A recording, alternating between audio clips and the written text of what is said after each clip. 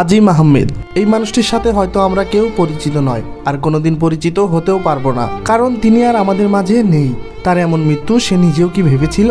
তারও ঠিক আমাদের মতোই একটা স্বপ্ন ছিল, নামকরা একজন সিনেমাটোগ্রাফার হবেন, সদ্য বাবাহারা, সংসারের হাল ধরবেন, একদিন অনেক টাকার মালিক হবেন। কিন্তু স্বপ্নই রয়ে গেল, চলে গেলেন শুধু তিনি। এবার একটু ঘটনায় ফিরে আসি। জনপ্রিয় ইউটিউবার RS ফাহিমের সিনেমাটোগ্রাফার ছিলেন আজিম আহমেদ। ফাহিমের একটি ব্লগের শ্যুট করতে শনিবার সকালে সিরাজগঞ্জ পৌঁছায় তারা। সিরাজগঞ্জের চায়নাবাদে ব্লগের শুটিং শেষ করে হোটেলের উদ্দেশ্যে রওনা হয় তারা। হোটেলে যাবার সময় সামনের গাড়ির সানরুফে দাঁড়িয়ে ফাহিমের ভিডিও করছিলেন আজিম।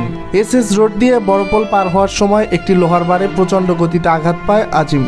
সানরুফে দাঁড়িয়ে থাকার কারণে মাথা এবং বুকে ব্যথা পেয়ে রক্তাক্ত অবস্থায় লুটিয়ে পড়ে।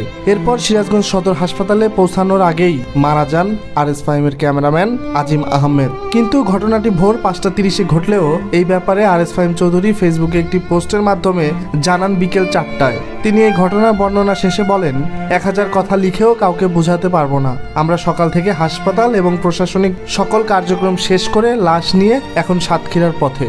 কিন্তু সিরাজগঞ্জের এক স্থানীয় সাংবাদিক তার ফেসবুক পোস্টে কমেন্ট করে লিখেছেন, একটু লজ্জিত হন, আপনি সকাল থেকেই পলাতক ছিলেন।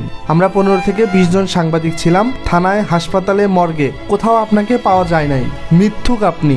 সোশ্যাল মিডিয়াতে এমন ভণ্ডামি বাদ দেন, আপনি রিসোর্টে ঘুমাচ্ছিলেন।